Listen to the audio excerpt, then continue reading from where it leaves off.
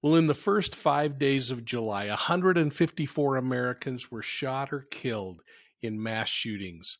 What is it that motivates a predator to commit this kind of carnage? And can we really predict who the next killer will be? It's time for this week's crime recap on Profiling Evil.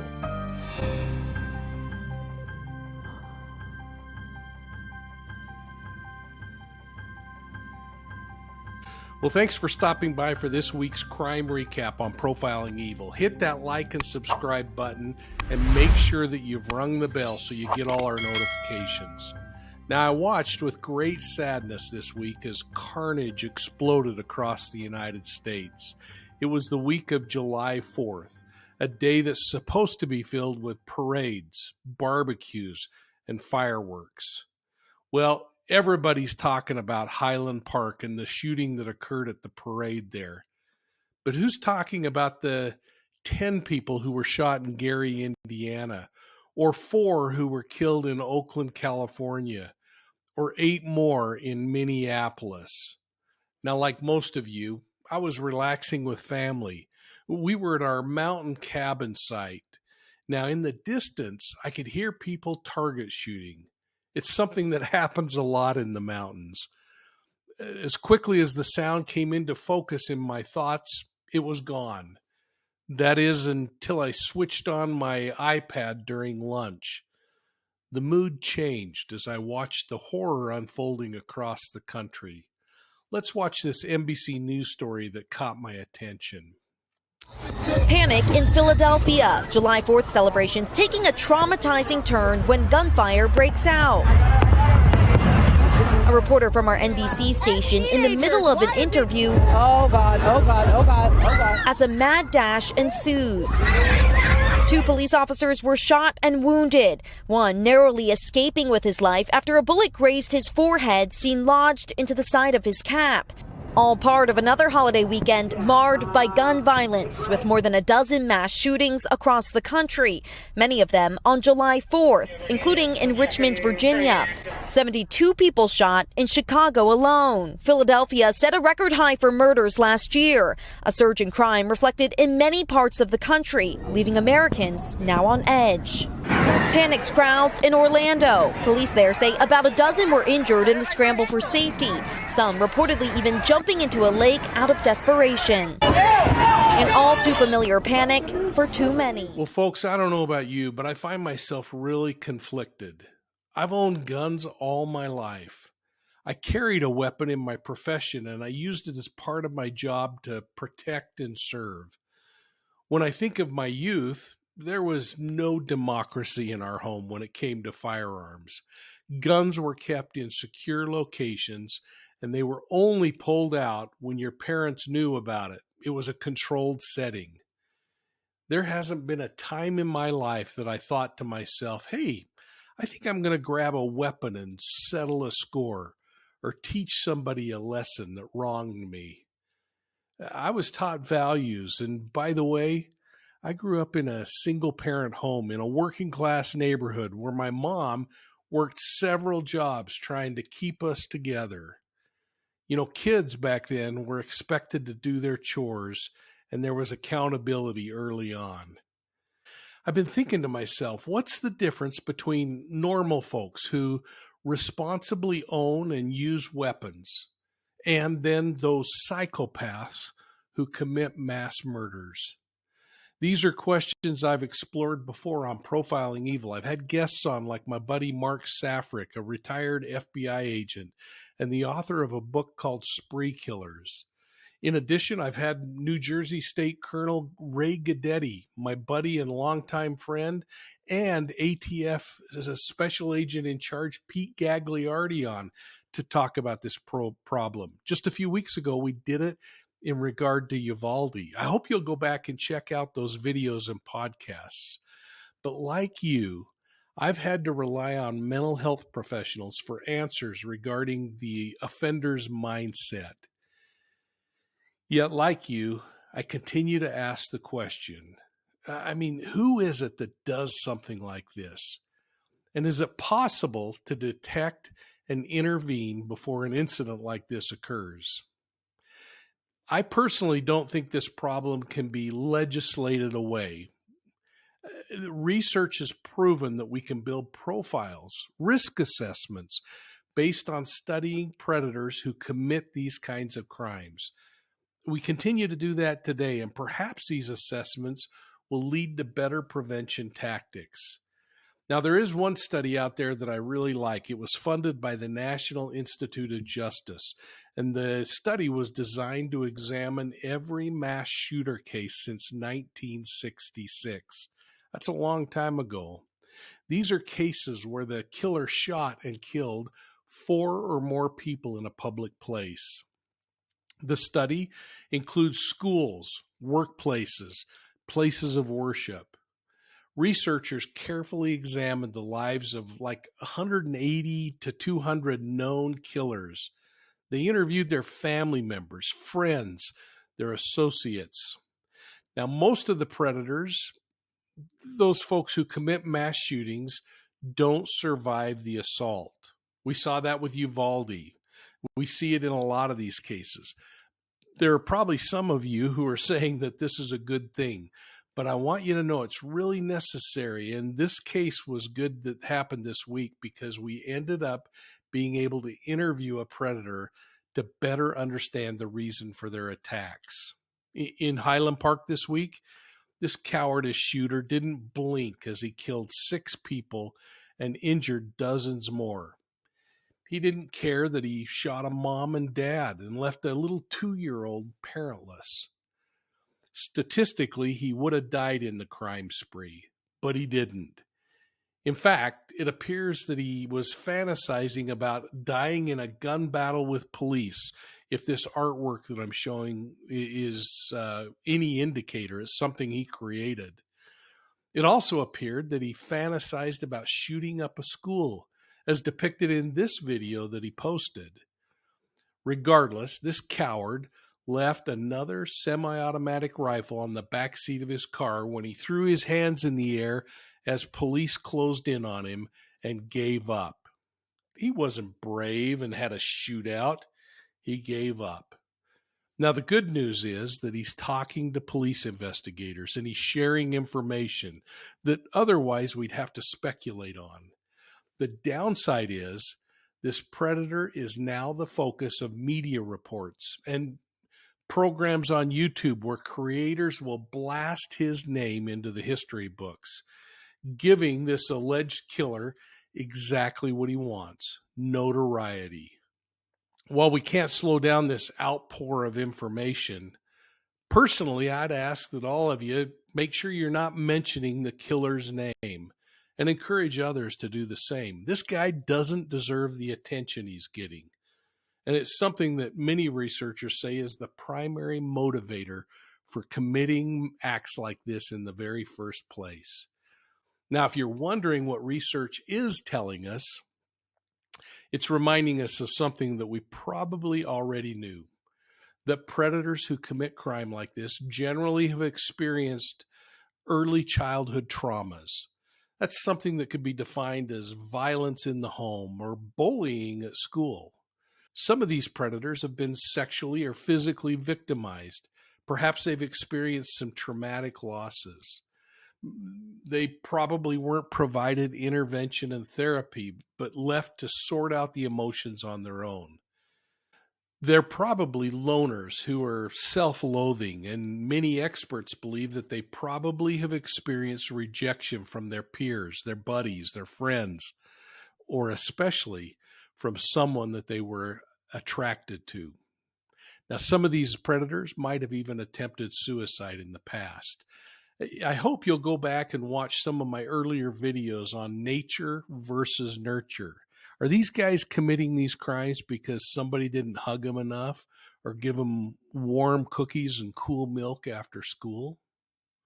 You'll find those videos in the Profiling Evil Academy playlist. And if you find them to be helpful, hey, consider joining the Academy level channel membership. It really helps us out financially to have your financial support.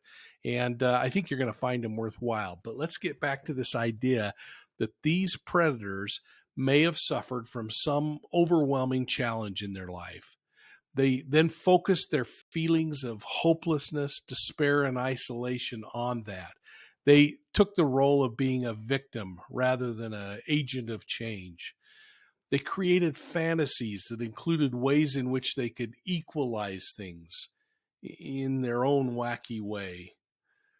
They often choose weapons to level the playing field, to right the wrong they've experienced, or to teach somebody a lesson. Like you, I have to rely again on those experts to fix the problem nationally and globally. But there are things I can do in my own personal realm of influence. Things like monitoring my children and what they're doing. I mean, parenting is a responsibility. Kids shouldn't have access to guns without the parents' involvement. And guns should be stored in safe places, not out in the open where accidents or purposeful, emotion driven acts can occur. Now, if the data is correct, and I have no reason to believe that it isn't, this problem isn't going away. I recently updated my mass shootings in the USA map to include shootings for the past 4 years up until July 5th. The data only includes shooting where 4 or more people are either injured by gunfire or murdered by gunfire. The link to the map is down below, and I hope you'll explore it further. But for now, I want to cycle through some of the data and kind of acclimate you to the map.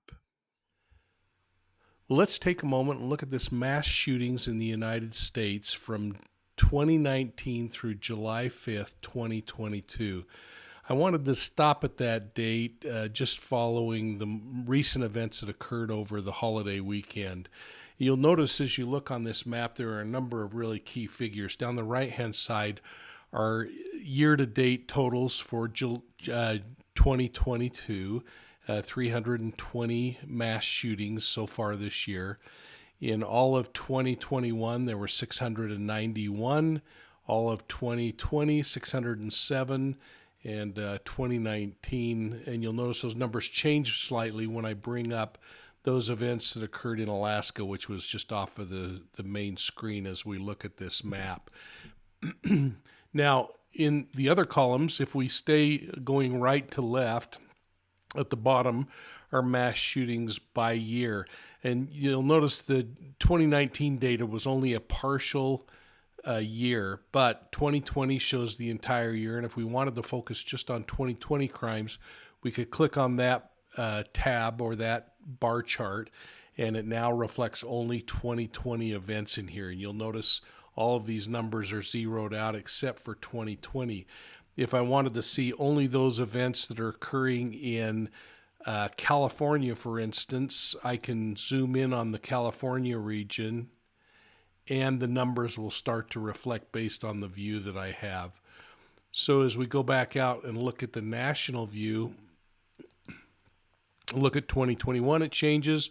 Or if I were to go just to 2022 and see what's happening so far this year, again, 320 events. Now, in looking at the other parts of this dashboard, in the bottom center, we see those number of injuries by year, so I can go in and start to dial that same information down there, or I can look at those killed by year and start to see only individuals who were murdered or had cases where there were murders. Now, in the top left side is a list of all of those shootings that are on the screen. But you'll notice as I zoom in on things, if I go into the Denver area, for instance, that list changes immediately. And it says in the Denver area, there was on July 3rd of this year, a mass shooting where 4 people were either injured by gunfire or killed by gunfire. We can go in and identify those individually and see what was going on in that particular case, find out how many of those are broken down by each individual area. So hopefully you'll find this of value. Now in the bottom left is a place where you can sign up for Profiling Evil's B.O.L.O. You can get our story maps. You can go in and explore Mapping Evil, or all kinds of things that you can go in and look at there. That'll just take you over to our website where you can learn more. Now, again, the really important thing here, folks, is if there's a specific area you're interested in, then go to that area. If you only want to see what's going on in the Atlanta, Georgia area, for instance, then type in Atlanta, Georgia. It'll take you in. All of the data will reflect out what's going on. Now, if you'd like, you can go in and you can change that map to be different kinds of backgrounds if you wanted to just see aerial imagery, so that when you zoom into the area, you get a little better sense of what the city is like or where things are happening in the city. You can search that way. If you'd rather look at this as a street map, you can look at it as a street map. So we give you a whole bunch of choices here to make your decisions from and to do your research from. I hope that you find this valuable, and I hope you'll go out and use it. And you'll notice here I actually have put in a process where if you see something that's really of interest and you happen to be in one of these other maps, if you zoom in close, you're going to get some high-res imagery and be able to see the area in an aerial view as well. So hopefully that's helpful and that it gives you a place to explore and think a little more about this problem as you give some thought to the mass shooting problem that's occurring in the United States. And I suspect it's happening in other areas. I just happen to have most of the data from the U.S. So again, the link is down below. And in that link, you'll be able to find everything that you need to go in and start exploring this data. And again, you can explore it in a number of different ways with these really cool maps that are made available for you to use as you explore. Now, let's get back to the rest of our discussion today. Now, listen, folks, I don't want to receive a bunch of emails from you saying that I'm attacking gun rights or any other issue to do with that. What I'm hoping to do here is to focus on facts, and the facts are frank.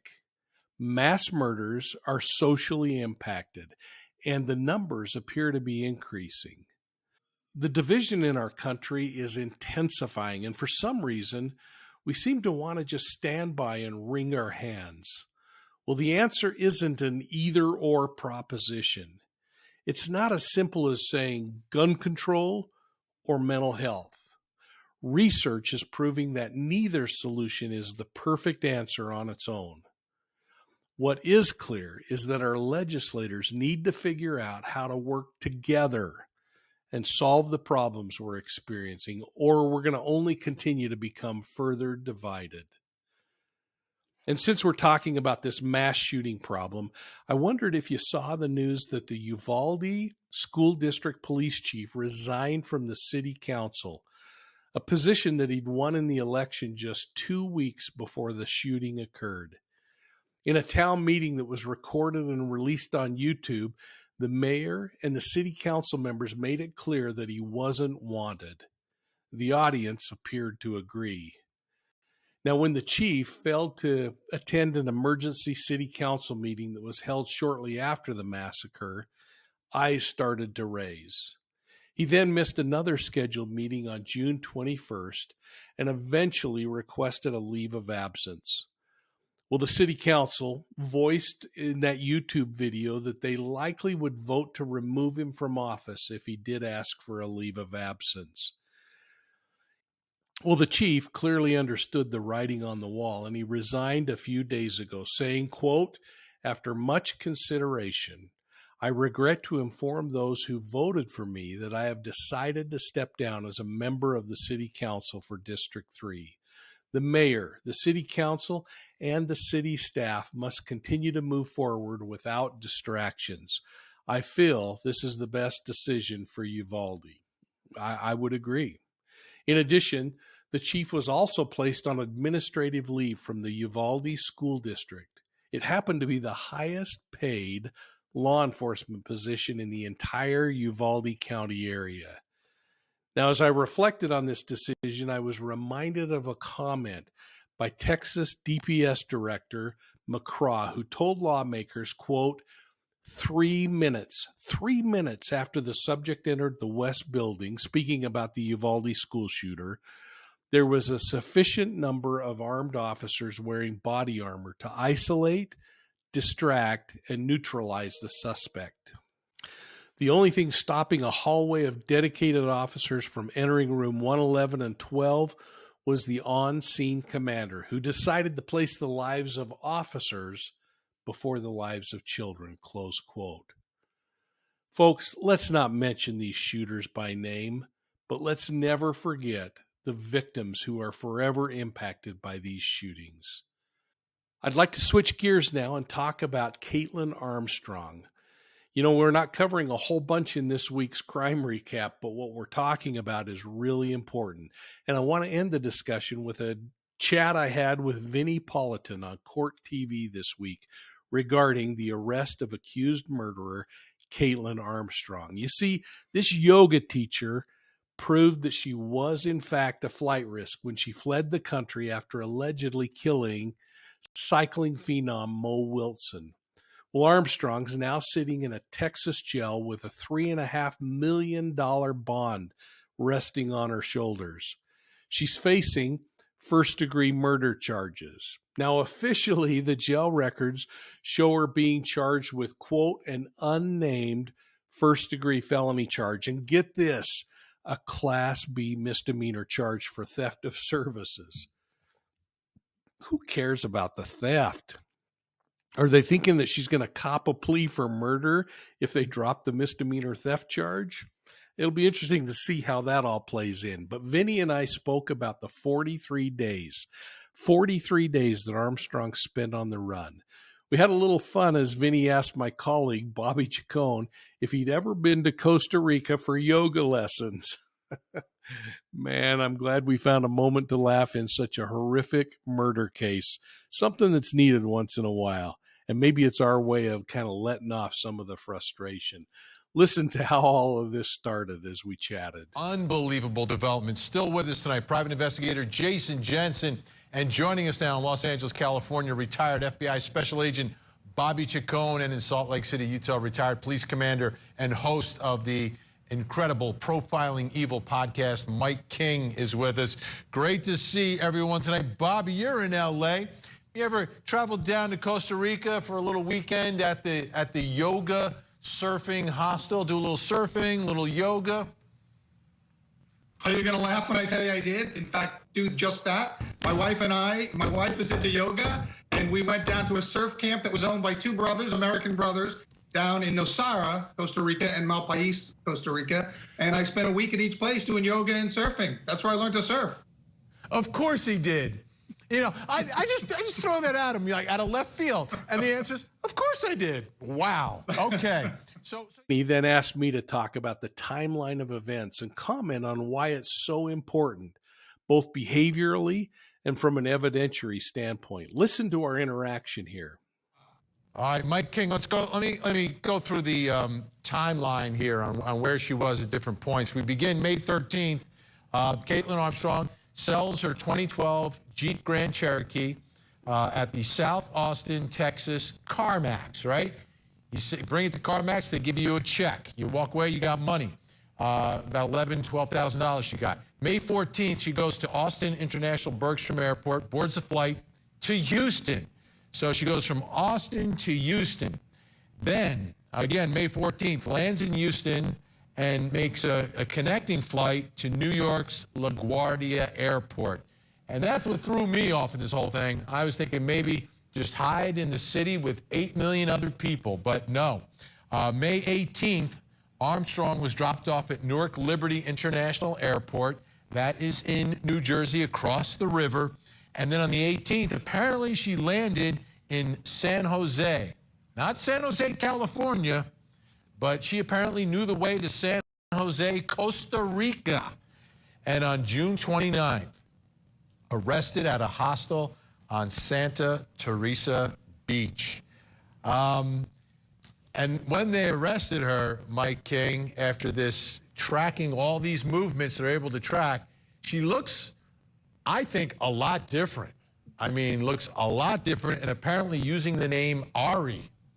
It's really interesting when we go back and look at the very start of this thing. If this was someone who was not guilty or feeling guilty, why on earth dump the car so quickly? Why on earth make these roundabout pathways? Once she lands in New Jersey, we know that she also is seen taking a vehicle up to the campground, same campground where her sister happens to work, and then makes her way back to Newark.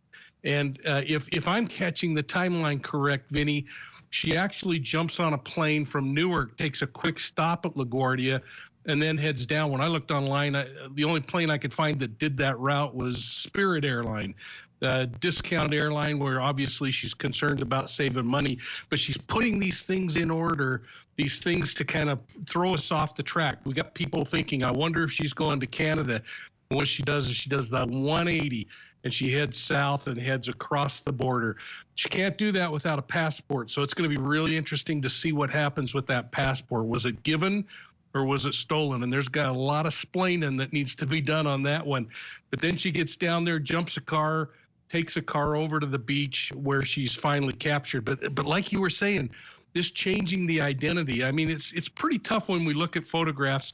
The angles are a little bit different in the pictures, but I have to agree, it is so compelling, $6,300 to a plastic surgeon, and clearly there's some differences there. There does look like there's some Botox in the lips to kind of change things.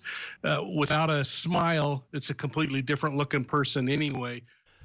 I thought you might be interested in how this nose flare operation happens. What they do is remove these flaps, as you can see, and thanks to Dr. Julian De Silva.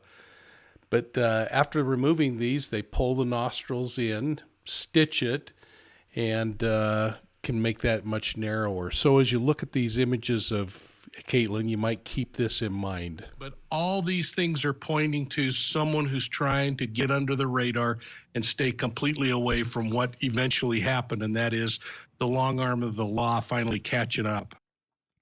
Well, I really liked Vinny's assessment, but I thought I'd retrace those steps one more time for each of you so that you better understand the timeline of events. Well, in my discussions with Vinny this week, we talked a little bit about the timeline, and I wanted to revisit the timeline, but also bring up a map and maybe talk a little more in detail about what happened there. But this thing goes back to October of 2021. That's when Mo Wilson, the victim in this murder case, met Colin Strickland, this professional cyclist who was already in a long-term relationship with Caitlin Armstrong. Now, apparently the two were kind of taking a break when he and Wilson struck up a relationship, but that relationship blossomed. Wilson later returned to her home in San Francisco, and she and Strickland kind of maintained a relationship on again, off again after that. Well, by December of 2021, Strickland went out and purchased 2 firearms sometime in December, early January 2022, including one that he gave for Armstrong. Now, this is all information that came from that arrest affidavit. In January, Armstrong found out about Wilson's fling with Strickland. She was, according to the reports, shaken and angry. Now, it's during that time that she apparently tells a tipster who calls police that she wants to kill Wilson. The months roll on, and May happens in 2022, and Wilson travels out to Austin for a gravel biking event that was going to happen in Rica, Texas. On May 11th, Strickland meets up with Wilson, and they go swimming at a little swimming pool in Austin. And then they go out to get some food. Now, he lies to Armstrong about this and makes up a story that he had a bad battery in his phone, that it quit working, and he was out just delivering some flowers to a friend. All the while, it appears that Armstrong was aware the two were together and maybe even stalking them as they traveled to and fro. Now, it's about this time that Armstrong's vehicle, a black SUV with a large bike rack, is seen on a security camera near Wilson's home. Just a short time later, police respond to a 911 call where someone says Wilson is bleeding and unconscious. Well, they discover Wilson has suffered multiple gunshot wounds when they arrive, and she dies. It's then that they start to look at Strickland and Armstrong and other relationships. They all go over to Strickland's address, and there they find Armstrong's vehicle, a 2012 black Jeep Cherokee with that large bike rack, same one that appears to be on the surveillance footage that they saw. Now, Strickland, he tells police the Jeep belongs to Armstrong, and they discover two 9mm guns in Strickland's home. They also talk with Armstrong and discover that she has an outstanding Class B warrant for her arrest. So they bring her into the police station and they question her, and it's there where she makes those interesting admissions, especially when the officer says, your vehicle matches a vehicle that was right where Wilson was murdered. She says, yeah, kind of suggesting that looks pretty bad. But then, because of an error on the warrant, she's released and she leaves the police department. Well, immediately the next day, Armstrong sells her black Jeep Grand Cherokee. She sells it for $12,000 to a CarMax. The following day, on May 14th, Armstrong is observed on video surveillance cameras at the Austin airport. Now, she's getting on board a flight to go from Austin over to Houston Hobby Airport, where she switches airlines and catches a flight to New York's LaGuardia Airport. Now, they kind of lose a little bit of contact with where she is and what she's doing, but reports come out that she makes her way up to a campground where her sister's working, and then several days later makes her way back to the Newark airport. But in the meantime, on May 17th, the Austin Police Department issues an arrest warrant suggesting that Armstrong committed the murder. By the 18th, the following day, Armstrong is spotted being dropped off at a New Jersey airport, Newark International Airport. Now, there are no flights that show Armstrong's name, but apparently she jumps on a plane, flies over to LaGuardia Airport, and I believe it was on Spirit Airline, but I don't know this for sure. It's the only one that I could find. And from LaGuardia, travels down to Costa Rica. Now, once she arrives in Costa Rica, she gets a vehicle, whether she Ubers or jumps on a bus, but she makes her way over to the west coastline where she's eventually arrested. By July 2nd, she's on her way back to the United States with a $3.5 million bond placed on her. And we discover through Inside Edition that in her locker where she was arrested at the hostel in Santa Teresa Beach, that there she had two passports, one belonging to her, and reportedly, and visually I've seen it on camera footage that's been released, the passport of her sister. It's going to be really interesting to see if her sister reports the passport stolen or if there's a suggestion that she was a conspirator in getting Caitlin Armstrong out of the competing trial. Well, Vinny then asked me to talk a little bit about Armstrong's vehicle being seen at the murder scene earlier. Here's my reaction. And Mike, I think about some of the evidence in this case pointing towards Caitlin Armstrong, some strong evidence, and she seemingly had no explanation as to why her car was there at the time of the murder. Yeah, she doesn't confess to anything, but she gives an interesting behavioral admission when she kind of nods and says, yeah, I think you're right.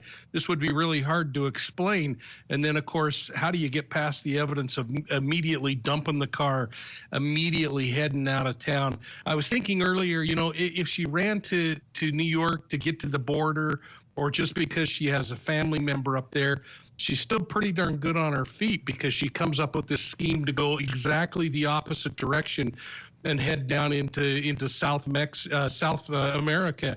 And by doing that, she throws a curveball that maybe people weren't expecting. And yet I think we know pretty quickly. The police were saying, hey, we think she made it to LaGuardia, and now we get this confirmation. I think they were on top of that idea that she might be using someone else's ID from the get-go. Well, I want to thank Vinnie Politan and the entire Court TV team.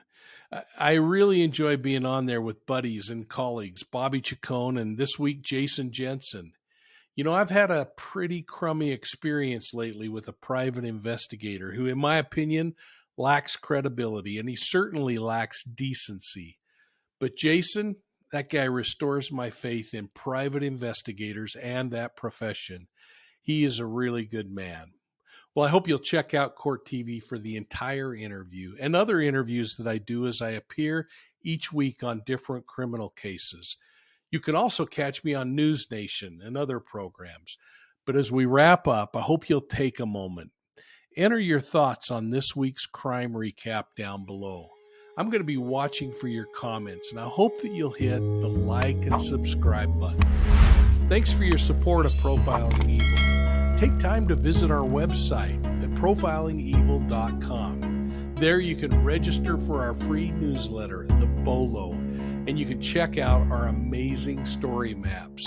Again, folks, hit the like and subscribe button. And please consider joining our channel memberships. I think you'd like my favorite, the Academy level, and we really do appreciate the financial support. So we'll see you all soon at the next crime scene.